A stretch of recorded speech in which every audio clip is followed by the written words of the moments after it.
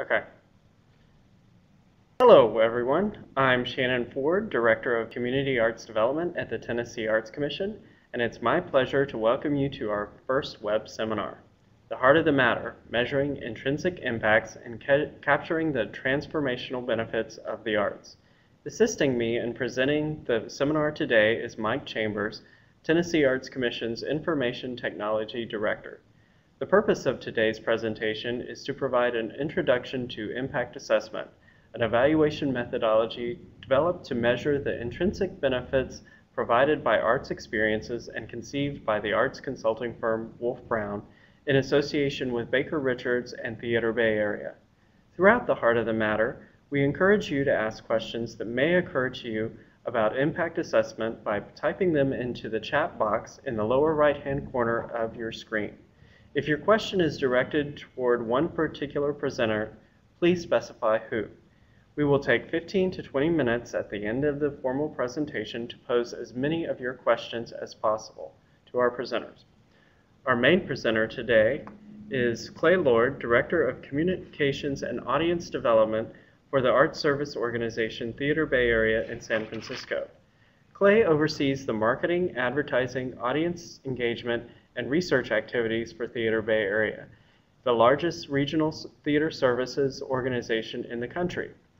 In that capacity, he oversees the San Francisco Bay Area's Free Night of Theater, the Bay Area Big List, and the Data Point Research Program.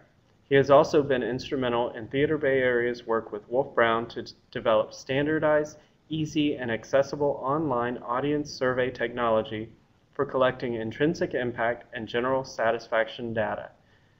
Clay will provide an overview of the research that undergirds impact assessment, describe the methods, indicators, and tools developed to carry out this form of evaluation, and discuss the differences between impact assessment and more traditional forms of evaluation performed in the arts. Following the overview, I will moderate a panel discussion between Clay, Michael McDaniel, and Mary Baker about potential uses for and implications of impact assessment.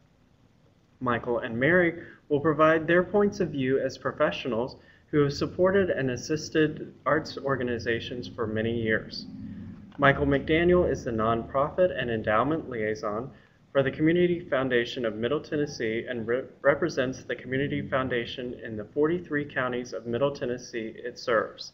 He assists nonprofit organizations in their philanthropic and charitable goals, as well as assists in their infrastructure and endowment building. Mary Baker is the president and chief executive officer of Monroe Harding, a Nashville nonprofit organization that provides care, education, and support for children and youth in state custody. Before her tenure as president and CEO, Mary ran her own consulting firm and worked extensively with nonprofit organizations through the Center for Nonprofit Management in Nashville. Before Clay begins, let me start by acknowledging that my professional experience has led me to believe that many arts administrators don't love evaluation. Most evaluation methods don't provide the same thrill as envisioning, curating, producing, or promoting cultural events. In some cases, I have observed that the evaluation process is planned and performed separately from plans to fulfill the artistic mission, the primary motivation in most arts organizations. I've also been told by a few arts administrators that their organizations evaluate their programs because it is expected, either required by law or specified by a funder as necessary to receive funding.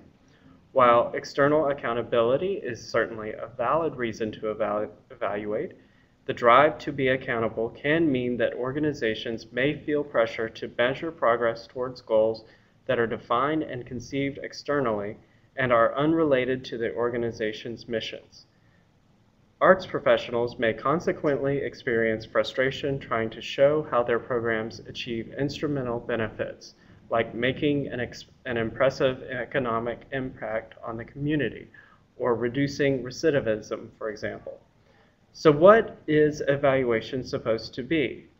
For the purpose of this discussion, we'll use a modified version of the American Evaluation Association's definition.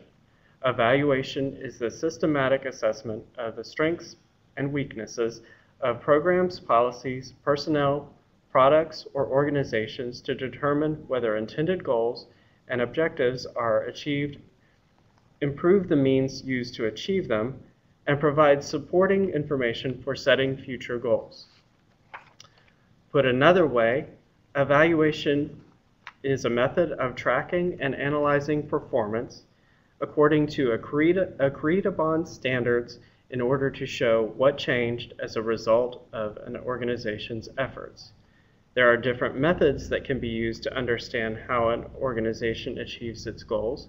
What method is chosen depends on not only upon the questions that the organization seeks to answer, but also what conditions or indicators will serve as credible evidence that an impact has been made. It has become fairly routine practice in the arts for organizations to use proxy measurements to portray their value and worth to their communities, like box office receipts, head counts, partnerships formed, funds raised, and other measures that capture the industry with which arts organizations undertake their work, but don't necessarily offer insight into why people patronize their institutions. Impact assessment differs from many other evaluation methodologies in that it is designed to measure and unpack benefits thought to be intangible and unique to each individual's experience of the arts. In the RAND Corporation's 2004 monograph, Gifts of the Muse, reframing the debate about the benefits of the arts, the authors explain that instrumental benefits are indirect outcomes of arts experiences. They are called instrumental benefits because the arts experience is only a means to achieving benefits in non-arts areas. In fact, the arts are only one of a number of ways these benefits can be achieved. Intrinsic benefits, in contrast, are inherent in the arts experience itself and are valued for themselves rather than as a means to something else. Building upon the conceptual framework developed by RAND, impact assessment offers arts organizations a more comprehensive way to understand what's working artistically and represent how meaningful arts experiences are to participants.